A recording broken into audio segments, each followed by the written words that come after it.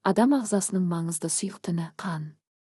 Ол денеміздің әрбір жасушасына қажетті заттарды жеткізіп, тіршіліктің үздіксіздігін қамтамасыз етеді. Қанның құрамы мен атқаратын қызметтері өте күрделі және көп қырлы. Қан екі негізгі бөліктен тұрады: плазма және қан жасушалары. Плазма қанның сұйық бөлігі, оның шамамен 55%-ын құрайды. Ол судан, ақуыздардан, тұздардан, гормондардан және қоректік заттардан тұрады. Қан жасушаларына эритроциттер, лейкоциттер және тромбоциттер жатады. Эритроциттер, яғни қызыл қан жасушалары, оттегіні тасымалдауға жауапты. Лейкоциттер, немесе ақ қан жасушалары, ағзаны инфекциялардан қорғайды. Тромбоциттер, яғни қан пластинкалары, қанның ұюына қатысып, жарақат кезінде қан кетуді тоқтатады. Бұл жасушалардың әрқайсысы ағзадағы белгілі бір функцияны орындайды. Қанның негізгі қызметтерінің бірі тасымалдау. Ол өкпеден оттегіні тіндерге жеткізіп, тіндерден көмірқышқыл газын өкпеге қайтарады. Сондай-ақ қоректік заттарды, гормондарды және ыдырау өнімдерін тасымалдайды. Екінші маңызды қызметі қорғаныс.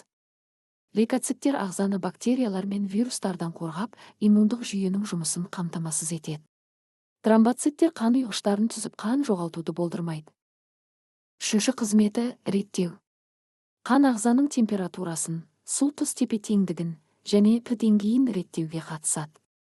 Осылайша қан ағзаның ішкі ортасының тұрақтылығын сақтауда шешуші рөл атқарады.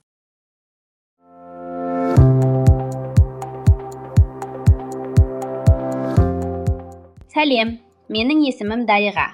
Достар, осы біз өз денеміздің ішінде не болып жатқанын білеміз бе? Біздің денеміз бұл тұнып тұрған өте күрделі әлем. Қазір біз ішке еніп барамыз. Міне, қарашы, біз қан өзенінде жүзіп келеміз. Анау жылтылдаған эритроциттер, дөңгелек пішінділер қызыл қан жасушалары. Олар оттегін алып, ағзаның барлық бөлігіне жеткізеді. Нағыз еңбекқор жолаушылар. Ой, мынау шу емес пе? Бұл лейкоциттер. Олар біздің денеміздің батырлары. Лейкоциттер микробтармен күресіп, бізді аурудан қорғайды. Достар, қарандашы, бір жер сәл жарақаттанған сияқты. Міне, тромбоциттер жылдам келді. Тромбоциттер, олар жараны жамап, көпір сияқты тосқауыл жасап, жарақат қанын тоқтатады. Ал енді біз жасушалар тұрған жағадамыз.